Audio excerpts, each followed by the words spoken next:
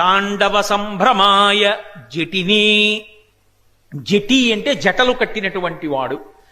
ఆయన జుత్తు ఏదో విలాసంగా దువ్వుకుని రామచంద్రమూర్తి యొక్క జుత్తుని వర్ణిస్తారు, అయితే అమ్మవారి కబరీబంధాన్ని వర్ణిస్తారు. అలా కేశ సంస్కారం చేసుకుని చక్కగా దువ్వుకునే ఉండదు ఆయన జుత్తు. ఆయన జుత్తు జటలు కట్టేసి అరుణ జటేశ్వరుడు అని పిలుస్తారు. ఎర్రటి జటలు కట్టి ఇలా జటలు జటలు కింద వేలాడుతూ ఉంటుంది. ఆయన ఎప్పుడైనా చాలా ఆగ్రహాన్ని పొందాడనుకోండి, వెంటనే ఒక జటని పెరికి కొండకేసి కొడతాడు. కొడితే ఆ కొట్టినప్పుడు అందులోంచి ఉగ్రభూతములు ఏర్పడుతుంటాయి. అంత శక్తి ఆ జటకి. ఒకప్పుడు సతీదేవి శరీరాన్ని విడిచిపెట్టింది అని తెలిసింది. తెలియగానే ప్రశాంతంగా కూర్చున్నవాడు పైకి లేచాడు. అర్జుండుగ్రుడు నీలకంఠుడివ దైత్యారాతి దష్టోష్టుడై ఆజ్యద్ధౌరి ముగే మృగేంద్ర ఘోషమున భీమ ప్రక్రియన్ నవ్వుచున్ విద్యుద్వహ్ని శిఖా సముచ్చయ రుచిన్ వెల్గొందు చెంచెజ్జటన్ సద్యక్రోధముతోడ పూంచి వైచన్ క్షమాచక్ర మధ్యంబునన్ అన్నారు. సతీదేవి శరీరం విడిచిపెట్టిందంటే కోపం వచ్చి జటని పెరికి ఒక్క దెబ్బ కొట్టాడంతే. వచ్చే భూతం ఎలా ఉంటుందో అందులోంచి పోతన గారి పద్యం అలా వెళ్ళింది. అభ్రం లిహాదభ్ర విభ్రమాభ్రభ్రమ కృన్నీల దీర్ఘ శరీరమమల ప్రజ్వల జ్వలన దీప్త జ్వాలిక జ్వాల జజ్వల్యమాన కేశములు మెరయ జండ దిగ్వేదండ శుంఠావ దుర్దండ సహస్రద్యుతి హేతి సంఘమొప్ప వీక్షణత్రయలోక వీక్షణద్యుతిలోక వీక్షణతి నిరీక్షమగుచు గ్రకచ కఠిన కరాళ దంస్ట్రలు వెలుంగ ఘనకపాలాస్తి మాలికలు దనర అఖిలలోక భయంకరుండగుచు వీరభద్రుడయించమారట రుద్రుడగుచు. ఆ జటని కొట్టినప్పుడు అందులోంచి పైకొచ్చాడు. 2, ఆయనకి ఎందుకు జటలు కట్టి ఉంటుంది అంటే గంగ నిరంతరము ప్రవహిస్తుంటుంది ఆయన యొక్క శిరస్సు ఆ జటాజూటమునందు. అంత పెద్ద జటాజూటం ఉండి అందులో గంగ ఉంటుంది కాబట్టి కపర్ది అని ఒక్కసారి తలుచుకున్నారనుకోండి, గంగకి ఒక్కదానికే ఒక లక్షణం ఉంది. గంగా స్నానానికి కాశీ వెళ్ళమని లేదు, అంటే వెళ్ళొద్దని నేను అంటలేదు, వెళ్ళాలి జీవితంలో తప్పకుండా. ఆర్తితో గంగా స్నానం చెయ్యాలని గంగా నది గంగా నది గంగా నది కాశీఖండంలో చెప్తాడు. 3 మాటలు గంగా నది గంగా నది గంగా నది అని ఎవరంటాడో వాడు గంగా స్నానం చేసినట్టు. గంగా స్నానానికి ఉన్నన్ని మినహాయింపులు, గంగా స్నానానికి ఉన్నన్ని నియమాలు ఏ ఇతర నదికి కూడా లేవు. ఒక్క గంగా స్నానానికి అంత ప్రత్యేకమైనటువంటి విశేషాలున్నాయి. అంత గొప్పది గంగమ్మ. అటువంటి గంగ పరమశివుని యొక్క జటాజూటమునందు ఉంటుంది. అందుకే ఎప్పుడైనా తీర్థయాత్రకు బయలుదేరితే, నేను చెప్పట్లేదు, పురాణంలో వ్యాసుడు చెప్పిన మాటల్ని చెప్తున్నాను. నమ కపర్దిని చ వ్యుక్త కేశాయ చ అని రుద్రాధ్యాయం. పెద్ద జటాజూటంతో ఉంటే శివుడు, బోడిగుండు చేసుకుని సన్యాసిగా పెడితే శంకరాచార్యుల వారు. ఆయనే 2 రూపాలతో ఉంటాడు.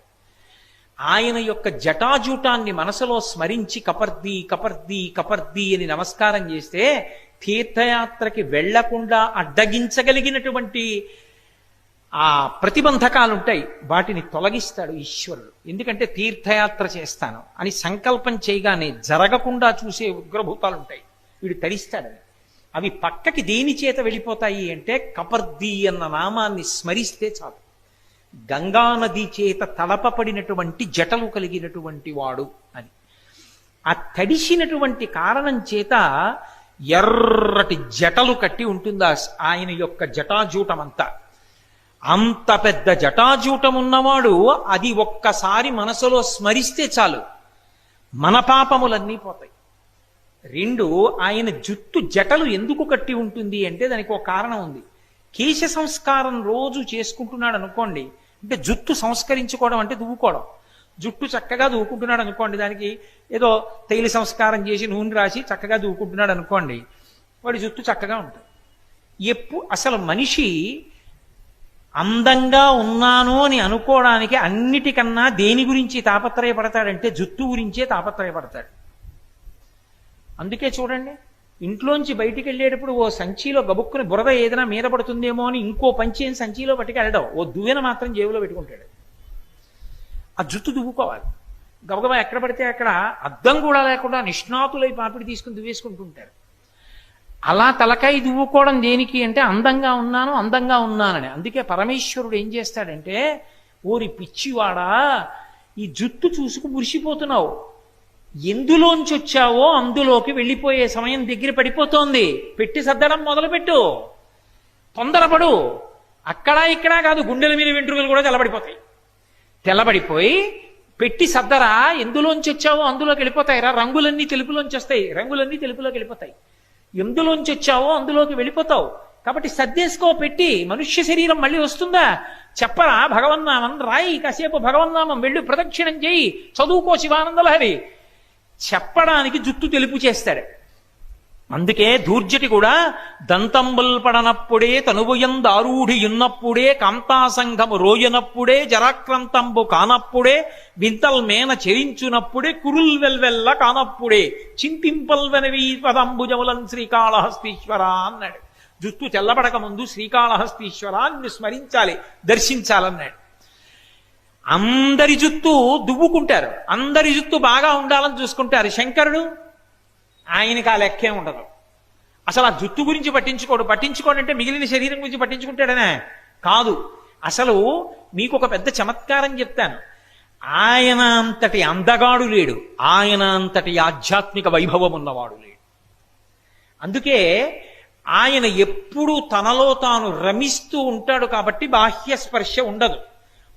కాబట్టి గంగ యొక్క తడి చేత ఆయన జుత్తంతా జటలు కట్టేసి జటలుగా పడిపోయి ఉంటుంది. ఆ జటలన్నింటినీ తీసి పెద్ద మూట కింద కడతాడు, జటాజూటం. అందుకే శివుడికి కిరీటం పెట్టి చూపించారు. కిరీటము లేని సార్వభౌముడు ఆయన ఒక్కడే. ఆయన యొక్క జట ముడి ఎంత ఉంటుంది అంటే వ్యోమవత్ వ్యాప్త దేహాయ, ఆకాశమంత జట ముడి వేసుకుని ఉంటాడు. కాబట్టి బాహ్య స్పర్శ లేనివాడు అంతర్ముఖత్వంతో ఉంటాడు. లోపల రమిస్తూ మనందరి లోపలికి చూస్తూ ఉంటాడు. బాహ్య పటాటోపాన్ని చూడ్డం, వీడు ఎంత రొట్టట్టుకొచ్చాడు, 8 నలాలట్టుకొచ్చాడు, ఎక్కడ పట్టుకొచ్చాడు, ఇవి చూడ్డం, ఎలా తెచ్చాడు, వీడి మనసులో భక్తి ఎంతుంది చూస్తాడు. ఆ భక్తి ఉన్నవాడు తృణం పట్టుకొచ్చి ఇవ్వనివ్వండి, పరవశించిపోయి ఎత్తి నెత్తి మీద పెట్టుకుంటాడు. లేదు, నేనే తెచ్చానని పొంగిపోయి నేనని అహంకారంతో తెచ్చిన దాన్ని చూసి ఓ నవ్వుతాడు. నువ్వెక్కడి నుంచి తెచ్చావురా? నేను సృష్టించినవి నువ్వు తెచ్చావు. నువ్వు తేవడానికి నువ్వేది సృష్టించగలవు? గడ్డి పరక సృష్టించగలవా అంటాడు. అందుకని ఆయన మనలోకి చూడగలడు, మన భావములను చూడగలడు, భక్తికి పరవశుడు కాగలడు. అందుకు శంకరాచార్యుల వారు అంటారు, వటుర్వాగేహీవా ఇతిరిపి జటీవా తదితరో నరోవా యక్కశ్చిత్ భవతు భవకింతేన భవతి యదీయం హృత్పద్మం యది భవతదీనం పశుపతే తదీయస్త్వం శంభో భవసి భవభారంచ వాసి. నువ్వు వటుర్వా, ఉపనయనం చేసుకున్న బ్రహ్మచారివా, సంసారంలో ఉన్నావా, కాషాయం కట్టుకున్న సన్యాసివా, జటలు ముడేసుకున్నావా, ఎవడెక్ కావాలరా ఈ బాహ్య పటాటోపం శివుడికి అక్కర్లా. నీ మనస్సన్న పద్మాన్ని ఆయన పాదాల దగ్గర పెట్టావా చెప్పు, నీ వెంట పరిగెడతాడు.